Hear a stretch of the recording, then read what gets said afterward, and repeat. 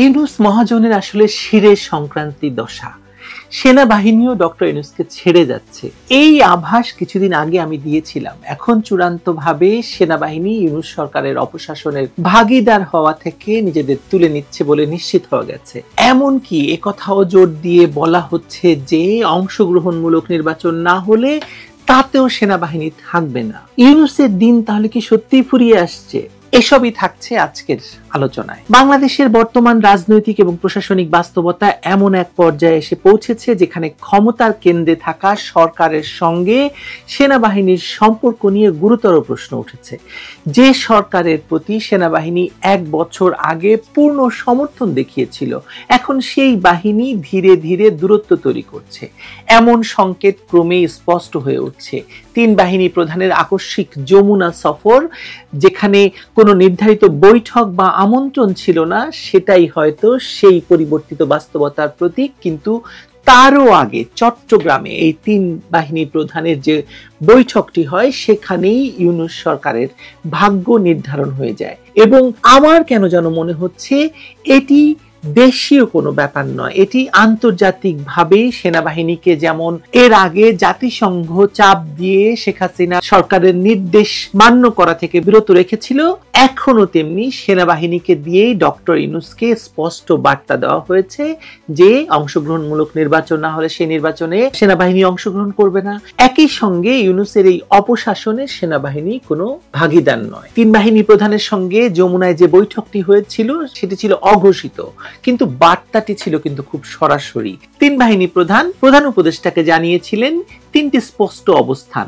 1, অবিলম্বে সেনাবাহিনীকে মাঠ থেকে প্রত্যাহার করতে হবে। অন্তর্ভুক্তিমূলক এবং অংশগ্রহণমূলক নির্বাচন ছাড়া সেনাবাহিনীর পক্ষে নির্বাচনী দায়িত্ব পালন সম্ভব নয়, এটা 2। এবং 3 নাম্বার হচ্ছে দ্রুত একটি নিরপেক্ষ তত্ত্বাবধায়ক সরকার গঠন না হলে দেশের পরিস্থিতি এমন ভয়াবহ আকার ধারণ করবে যা সামাল দেওয়া কোনো বাহিনীর পক্ষেও সম্ভব হবে না। এই বার্তাগুলো কোনো সৌজন্য সাক্ষাৎ ছিল না, বরং এক ধরনের সতর্কবাণী ছিল। কিন্তু সরকারের প্রতিক্রিয়া সেই সতর্কতার সঙ্গে মোটেও সঙ্গত ছিল না বা নয়। প্রেস উইং এর বা প্রোপাগান্ডা সচিবের ভাষায় ঘটনাটিকে বলা হয়েছে নির্বাচন সহযোগিতা বিষয়ক সৌজন্য সাক্ষাৎ। অথচ বৈঠকের পরের দিনই স্বরাষ্ট্র মন্ত্রণালয় ঘোষণা দিল সেনাবাহিনীর 50% সদস্যকে মাঠ থেকে সরিয়ে নেওয়া হচ্ছে। যুক্তি দেওয়া হলো তাদের বিশ্রাম এবং নির্বাচনী প্রশিক্ষণের প্রয়োজন। এই ব্যাখ্যা কতটা গ্রহণযোগ্য? এই বিতর্কই তো শুরু হয়েছে। কারণ নির্বাচন ঘনিয়ে আসছে, আইন শৃঙ্খলা পরিস্থিতি দিন দিন অবনতিশীল। এমন সময় বাহিনী প্রত্যাহারের সিদ্ধান্ত যৌক্তিক বলে তো মনে হয় না, বা কোনো চাপ ছাড়া এটা শুধুমাত্র নির্বাচনী প্রশিক্ষণের জন্য বাহিনী তোলা হচ্ছে, এটা মানে সত্য নয়। বরং এটা সরকার এবং সেনাবাহিনীর পারস্পরিক যে সম্পর্ক এতদিন ছিল তার ভিতরে যে আস্থাহীনতার চির ধরেছে সেটার ইঙ্গিত বহন করে। দেশের সার্বিক আইন শৃঙ্খলা পরিস্থিতি যে ভয়াবহ অবস্থায় নেমেছে তা নতুন করে বলার তো দরকার নেই। আমি সবসময় প্রতিটি ভিডিওতে আমি আপনাদেরকে বলছি, সম্প্রতি বিভিন্ন জেলায় বাহারি নামের সব সন্ত্রাসী বাহিনী গড়ে উঠেছে। দেখুন, আমি আপনাদেরকে শুরুতেই বলেছিলাম যে বাংলাদেশে আফগানিস্তানের মতো এরকম পকেট সন্ত্রাসী বাহিনী গড়ে উঠবে। রশিদ দোস্তাম, তারপরে মোল্লা মাসুদ, এই ধরনের বাহিনী গড়ে উঠবে। বাংলাদেশও তাই হয়েছে। খুলনায় হুমা বাহিনী হয়েছে, রাজশাহী এবং কুষ্টিয়ার পদ্মার চরে কাকন বাহিনী, নোয়াখালীর সুবর্ণ চরে চান বাহিনী, ফারুক এবং তোতলা বাহিনী। এরা প্রত্যেকে নিজেদের এলাকায় খুন, অপহরণ, মাদক ব্যবসা এবং আধিপত্য বিস্তারের জন্য রক্তক্ষয়ী সংঘর্ষে লিপ্ত। গণ অভ্যুত্থান বা তথাকথিত গণ অভ্যুত্থানের পর সরকার পরিবর্তনের সময় একের পর এক দুর্ধর্ষ অপরাধী মুক্তি পায়, নানা থানায় হামলা চালিয়ে অস্ত্র লুট করে এবং সেই অস্ত্রের বড় অংশ আজও উদ্ধার হয়নি। উপরন্তু তার সঙ্গে যুক্ত হচ্ছে এই যে এয়ারপোর্টের কার্গো থেকে চুরি হওয়া সব ভয়াবহ সব অস্ত্র। আর আপনি তো দেখেছেন আসিফ মোহাম্মদ, সজীব ভুইয়ার কাছে তো AK-47 আছে। মানে শুধুমাত্র আসিফ মোহাম্মদ, সজীব ভুইয়ার কাছে আছে, এদের প্রত্যেকের কাছে অস্ত্র আছে। এবং সেই অস্ত্র তারা কি এমনি রেখে দিয়েছে? এসব অস্ত্রই এখন এই বাহিনীগুলোর হাতে, এবং এই বাহিনীগুলোকে আবার সরকার প্রশিক্ষণ দেওয়ার কথা বলছে। তারা স্থানীয়ভাবে প্রশাসনের উপর প্রভাব বিস্তার করছে। অন্তর্বর্তী সরকার বা ইউনূস সরকার দায়িত্ব গ্রহণের সময় ঘোষণা দিয়েছিল যে নাগরিকের জানমালের নিরাপত্তা নিশ্চিত করা হবে তাদের প্রথম অগ্রাধিকার, কিন্তু বাস্তবে সেই প্রতিশ্রুতি কাগজেই আটকে ছিল। পুলিশ সদর দপ্তরের পরিসংখ্যানে দেখা গেছে সরকার পরিবর্তনের পর খুন, ডাকাতি, ছিনতাই, চাঁদাবাজির ঘটনা বেড়েছে, ধর্ষণের ঘটনা বেড়েছে, অথচ সরকার বলছে অপরাধ বাড়েনি, শুধু পুরনো মামলাগুলো নতুন করে নথিভুক্ত করা হচ্ছে। এই অস্বীকারই প্রমাণ করে যে সমস্যার গভীরে তারা কখনো যায়নি এবং তারা সমস্যাটিকে স্বীকারই করেনি। বাস্তবতা হলো পুলিশের সক্ষমতা ভয়াবহভাবে সীমিত হয়ে গেছে। তাই গত বছরই সেনাবাহিনীকে ম্যাজিস্ট্রেসির দায়িত্ব দিয়ে মাঠে নামানো হয়েছিল। বাহিনীকে ক্ষমতা দিয়ে মাঠে নামানো হয় এবং তাদেরকে দেওয়া হয় তল্লাশি, আটক এবং তাৎক্ষণিক সাজা দেওয়ার ক্ষমতা। সেই ম্যাজিস্ট্রেসি পাওয়ারের মেয়াদ একাধিকবার বাড়ানো হয়েছে, কারণ সরকার জানতো পুলিশের উপর এককভাবে ভরসা করা সম্ভব নয়। কিন্তু এখন সেই ক্ষমতা নির্বাচনের সময় সীমিত করার চিন্তা চলছে। সেনাবাহিনী স্পষ্ট বলছে বিচারিক ক্ষমতা ছাড়া তারা মাঠে কার্যকর ভূমিকা রাখতে পারবে না। নির্বাচন কমিশন বলছে তাদের হাতে সেই ক্ষমতা দেওয়ার এখতিয়ার নেই, এটা সরকারের দায়িত্ব। কিন্তু সরকার নীরব। এই নীরবতা আসলে অনাস্থার প্রমাণ। এদিকে দেশের বাস্তব অবস্থা ভয়াবহ। প্রতিদিন হত্যাকাণ্ড ঘটছে, মাদক ব্যবসা প্রসারিত হচ্ছে, বিভিন্ন জেলার গ্রুপ ভিত্তিক সন্ত্রাসী নেটওয়ার্ক গুলো তৈরি হচ্ছে, যে কথা আগে বললাম। খুলনা থেকে নোয়াখালী সব জায়গায় একই চিত্র। সাধারণ মানুষ আতঙ্কে দিন কাটাচ্ছে, ব্যবসা বাণিজ্য স্থবির, রাতের শহর ফাঁকা। এরই মধ্যে সরকার ঘোষণা দিয়েছে নির্বাচনের সময় সেনাবাহিনীকে মাঠ থেকে সরিয়ে নেওয়া হচ্ছে। একদিকে নির্বাচনের কথা বলা হচ্ছে, আর একদিকে সেনাবাহিনীকে সরিয়ে নেওয়া হচ্ছে। যুক্তি যাই থাকুক, বাস্তবে এর প্রভাব এতটাই পড়বে যে জনমনে ভয়ঙ্কর আতঙ্ক ছড়িয়ে পড়বে, আর সন্ত্রাসীরা আরো সাহসী হয়ে উঠবে। সরকার তখন কি বলবে? নির্বাচন আয়োজন করে তারা সবাইকে দেখিয়ে দেবে যে পরিস্থিতি তাদের নিয়ন্ত্রণে আছে। আর আইন শৃঙ্খলা পরিস্থিতির অবনতির সময় সেনাবাহিনীকে অর্ধেক সরিয়ে নেওয়া একেবারে একটা বিপরীতমুখী পদক্ষেপ হয়ে গেল, তাই না? কারণ সেনাবাহিনী এখন একমাত্র শক্তি যারা দেশের নিরাপত্তা পরিস্থিতিকে কিছুটা হলেও নিয়ন্ত্রণে রাখছিল। আর এই সময় যখন সবচেয়ে বেশি দরকার সেনাবাহিনীকে, তখনই তারা মাঠ থেকে 50 ভাগ উঠিয়ে নিল, আর বাকি 50 ভাগ উঠিয়ে নেবে। চিন্তা করার কোনো কারণ নেই। তাদের উপস্থিতি সাধারণ মানুষের মধ্যে ভরসা দিয়েছিল। এখন সেই ভরসা অর্ধেক তুলে নেওয়া মানে হলো জনতার মনে নতুন অনিশ্চয়তা তৈরি করা, অপরাধীর হাতে আরো সুযোগ তুলে দেওয়া। সরকার হয়তো ভেবেছে নির্বাচনের আগে বাহিনীর বিশ্রাম দরকার, কিন্তু সাধারণ মানুষ এটাকে দেখছে অন্যভাবে। সেনাবাহিনীর অভ্যন্তরে দ্বিধা তৈরি হয়েছে, তারা সরকারের নির্দেশ মানতে অনীহা প্রকাশ করছে। ফলে তাদের প্রত্যাহার এক ধরনের পদক্ষেপ, যা বোঝায় যে সেনাবাহিনী এবং সরকারের মধ্যে সম্পর্ক নেই। অর্থাৎ ইউনূস সরকারের উপর থেকে সেনাবাহিনী সমর্থন তুলে নিয়েছে। রাজনৈতিক বিশ্লেষকরা কথা বলছেন সেনাবাহিনী এখন শর্ত সাপেক্ষে অবস্থান আছে, তারা সরকারের বিরুদ্ধে অবস্থান নেয়নি এখনো, কিন্তু নিঃশর্ত আনুগত্য আর দেখাবে না। তারা বলছে অন্তর্ভুক্তিমূলক নির্বাচন হলে দায়িত্ব পালন করবে, নতুবা নয়। অর্থাৎ তাদের অংশগ্রহণ নির্ভর করছে নির্বাচনের বৈধতা এবং স্বচ্ছতার উপর। এই অবস্থান কেবল সেনাবাহিনীর নয়, বরং দেশি বিদেশি অনেকেরই। এবং আমি অনেক ভেতরের খবরের জানি যে অনেকে সরকারকে বা ইউনূস সরকারকে এই কথা স্পষ্ট বলেছে, অংশগ্রহণমূলক নির্বাচন হলে আছি, না হলে নাই। এখন যদি সরকার সত্যি চায় নির্বাচন সুষ্ঠু এবং গ্রহণযোগ্য হোক, তাহলে প্রথম কাজ হওয়া উচিত আইন শৃঙ্খলা পরিস্থিতিকে স্থিতিশীল করা এবং একটি অংশগ্রহণমূলক নির্বাচনের পরিবেশ তৈরি করা। তার জন্য দরকার সেনাবাহিনীর পূর্ণ অংশগ্রহণ। কিন্তু সরকারের সিদ্ধান্ত তার উল্টো হয়ে গেল, তারা বাহিনীকে সরাচ্ছে বা সেনাবাহিনী উঠে যাচ্ছে, সন্ত্রাসী বাহিনী দিন দিন বেড়ে চলেছে। এই বৈপরীত্য মানুষকে ভাবাচ্ছে সরকারের অগ্রাধিকার আসলে কি। সব মিলিয়ে পরিস্থিতি এমন জায়গায় দাঁড়িয়েছে যেখানে শুধু সেনাবাহিনী নির্বাচনী শক্তি নয়, বরং রাজনৈতিক ভারসাম্যের প্রধান নির্ধারক হয়ে উঠেছে। তারা যদি সত্যি সরকারের প্রতি আস্থা হারিয়ে ফেলে, তাহলে নির্বাচন তো দূরের কথা, দেশের স্থিতিশীলতায় বিপন্ন হবে। সুতরাং বুঝতেই পাচ্ছেন যে আমরা কোন পরিস্থিতির ভিতরে আছি, কোন দিকে আগাচ্ছি। আর এরকম ভাবে যদি চলতে থাকে, যেটা চলছে, সেনাবাহিনীকে দূরে সরিয়ে রেখে সরকার যদি একতরফা নির্বাচনের পথে এগোয়, তাহলে পরিস্থিতিটা আরো ভয়াবহ হবে। আমরা যে বারবার গৃহযুদ্ধের কথা বলছিলাম, সেটাই এখন প্রমাণিত হতে যাচ্ছে। কারণ সন্ত্রাসী, জঙ্গি, অরাজনৈতিক শক্তিগুলো এমন শূন্যস্থানই খোঁজে যেখানে রাষ্ট্র দুর্বল আর সেনাবাহিনী নাই। সেনাবাহিনীর উপস্থিতি এখন অর্ধেক হয়েছে, আর তখন শূন্য হয়ে যাবে যে কোনো সময়, এবং তারপরে তারা রাষ্ট্রকে দখল করবে। রাষ্ট্র জঙ্গি, অপরাধী এদের দখলে চলে যাবে। আমার কাছে মনে হয় এটা একটা বড় ইঙ্গিত সেনাবাহিনীর পক্ষ থেকে, হয় ক্ষমতা ছাড়ুন, না হলে জনগণকে ক্ষমতা ফিরিয়ে দিন। ইউনূস এই কথা শুনবে কি শুনবে না, আগামী 2-3 দিনের মধ্যেই বোঝা যাবে। হ্যালো লালবাদরের দেশ, কি অবস্থা?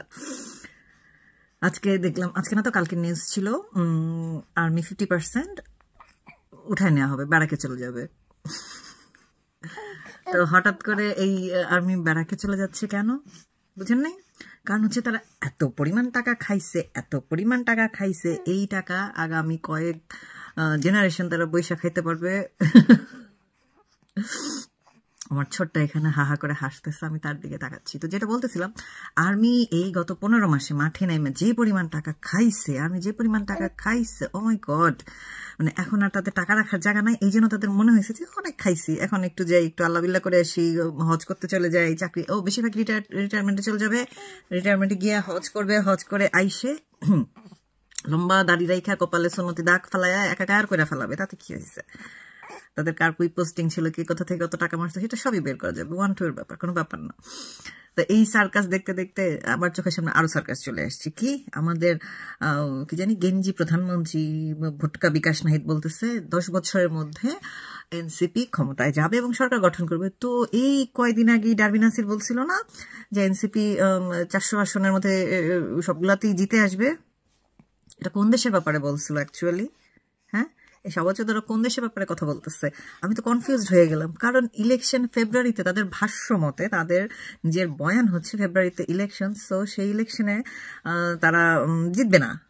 সিরিয়াসলি কেন জিতবে না? কারণ তাদের এত সাপোর্ট, এত সমর্থক, তারা কেন জিতবে না? এনসিপি যে চোদনাদের দলটা, কি জানি নামটা, দলের নামটা কি, ন্যাশনাল কন্ডম পার্টি মনে হয় না children party, what ever the name is. তো এরা নাকি 10 বছর পরে সরকার গঠন করবে, প্রধানমন্ত্রী হবে। কেন ভাই 10 বছর পরে কি আর তোরা গেঞ্জি থাকবে? তো বুইরাচোদা হয়ে যাবি। বুইরাচোদা হইতে গেলে ততদিন তোরা বুঝবি যে তোরা আসলে যে আকাম করছিস। কিন্তু সেটা তো বাদ, 10 বছরের কথা বাদ।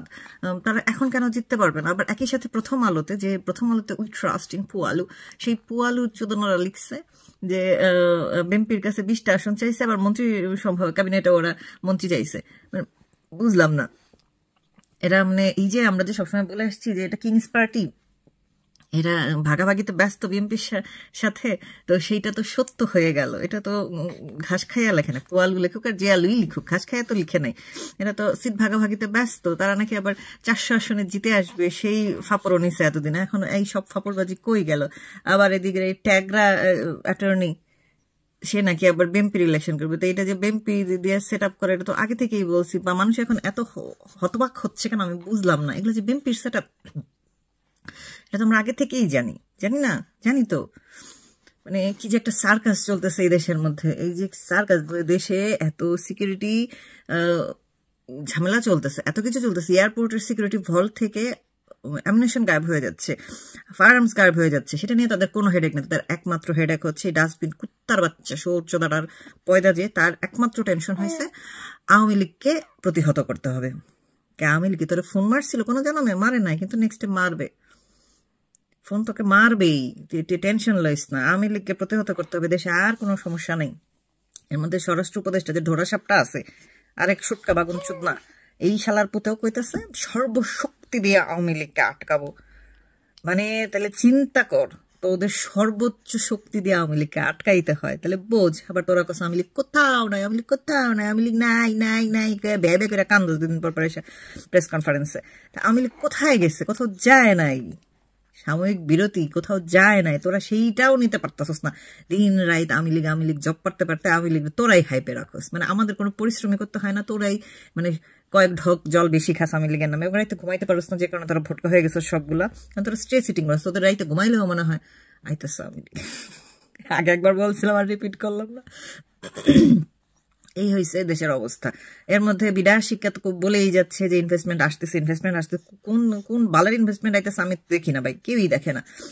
হাজার হাজার গার্মেন্টস ফ্যাক্টরি বন্ধ হয়ে যাইতেছে, তাতেও তাদের কোনো সমস্যা নাই। তারা খুশিতে নাচতে নাচতে ফুচকা পার্টি করতেছে। আও গুড বাই ওয়েট।